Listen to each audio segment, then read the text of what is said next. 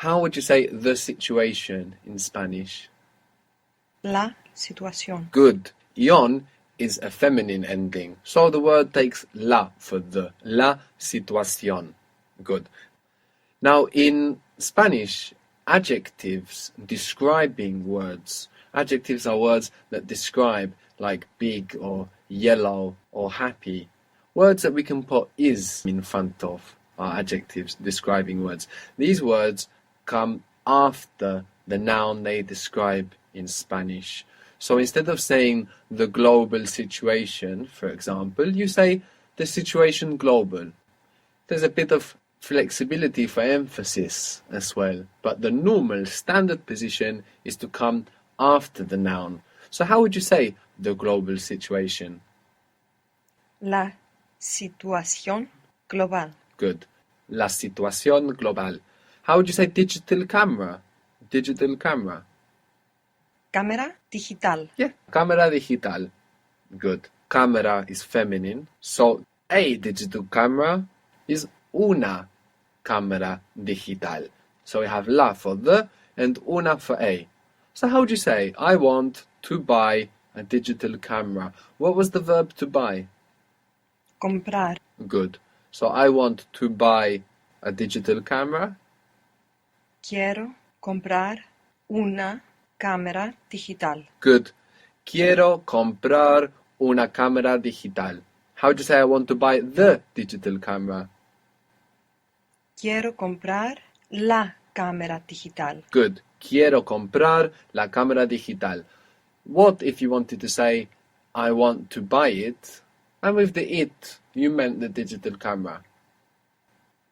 Quiero comprarla. Good. So this lies it.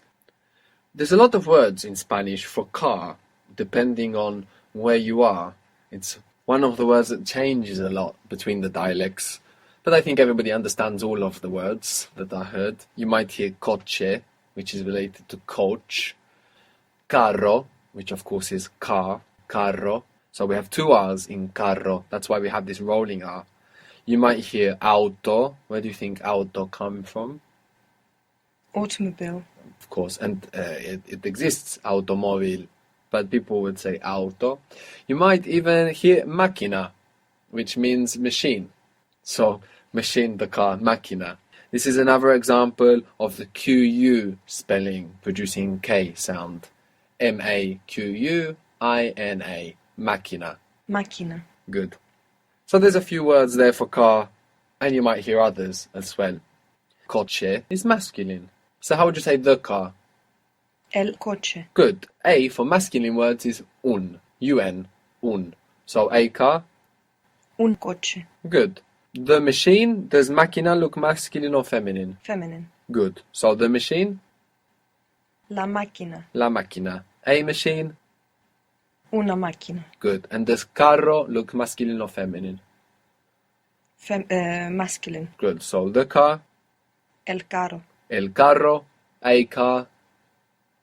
Un carro. Un carro. Good. So it's the noun that has the gender, not the object. Of course, it's not the car that is masculine or feminine, it's the noun, it's the word itself. So even though all of these words refer to car, some are masculine and some are feminine. Big in Spanish is grande. Grande. Of course, we can relate this to grand in English. Grande. So, using any of these words that you like, how would you say the big car? La máquina grande. Good. La máquina grande. So, la máquina grande, el auto grande. Now, if you say the big cars, this adjective is also going to become plural. How do you say the house? La casa. Good. And how was the houses?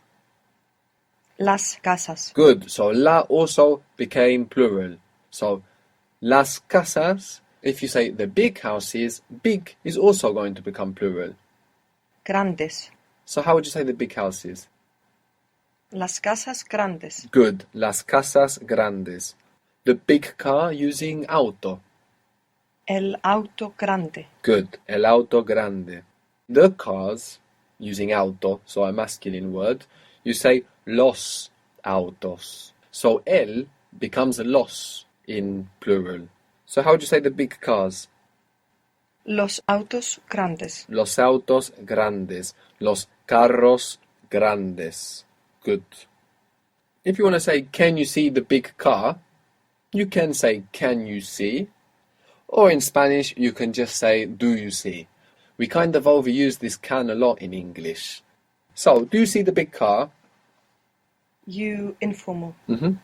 ¿Ves el coche grande? Good. You needed some time there to look at ves. And this was the more common way, actually, of saying it in Spanish. Ves el auto grande? But if you didn't have that time to think about it, even though it's more natural to say it like this, it really doesn't matter, you could say, can you see? Now you would probably be quicker at building can you see than you see, because can is something very common that you're going to be using all the time. So in conversation, where you just want to get the meaning across, you might want to use this. So how would you say, can you see the big car? ¿Puedes ver el coche grande? Good. So, puedo, quiero, tengo que, debo, these verbs that are followed by two versions that you're going to be using a lot, even though the sentence is longer, they are shortcuts. They are shortcuts in thought. Then once you become very confident with that, you're going to start noticing that people say things differently to you. So instead of, I can't find it, I don't find it. You will notice that yourself and your speech will adjust. But at the beginning, what you're trying to do is to be conversational and correct structurally. Once you get over that hurdle of being communicative, you're going to start noticing that people say things differently to you. So instead of, I can't find it, I don't find it. So you could say, I can't find it. How would you say, I can't find it? What was to find or to encounter? Encontrar. Encontrar. So say, I can't find it. No puedo encontrarlo. Good. No puedo encontrarlo. This would be the shortcut. Even though it's longer, it's much easier to build no puedo encontrarlo, because puedo is something you're going to be using all the time, and then encontrar is in the to form. I don't find it. How would that be? No lo encuentro. No lo encuentro. Good. So it's very useful to bear in mind these verbs like puedo, debo, which we can use with two forms, which give us a shortcut and allow us to get conversational very quickly. What was to remain? Quedar. Quedar. Good. And I remain myself is how we get the meaning of I stay. So how do you say I stay? Quedarme. I remain myself. I remain myself. What's to remain? Quedar. What's I remain? Quedo. What's I remain myself? Me quedo. What was happening? I was thinking, okay, the me should go first, but it can't go first because the verb is in the to form. And I just got stuck. Where do you start when you're building the sentence? With the verb.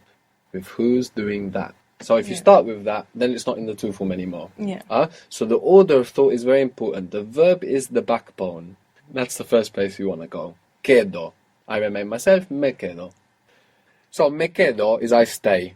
The word for red in Spanish is rojo. Rojo. This is spelled R-O-J-O. And J's in Spanish are pronounced J, like this. Rojo. Rojo. And we have the initial R. So if you can do it, it will be the rolling R. Rojo. Rojo. Good. So how would you say, I'm staying in the red car? I'm staying in the car red. The word for in is en. So let's divide it up. I'm staying. Only think about that bit. I'm staying. I remain myself. Me quedo. In. En. The red car. The car red. And let's use the word auto for car for now. So I'm staying in the red car. The car red. Me quedo en el auto rojo. Good. Me quedo en el auto rojo. Good.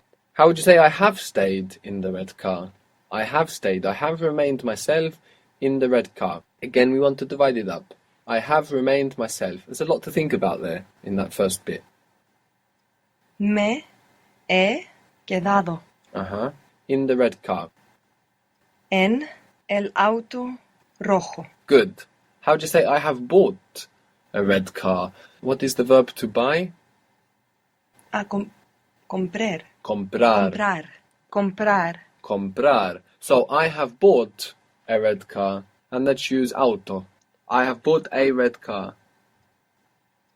He comprado un auto rojo. Good.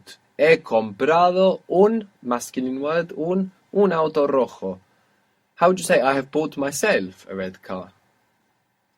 Me he comprado un auto rojo. Me he comprado un auto rojo. I have bought myself a red car.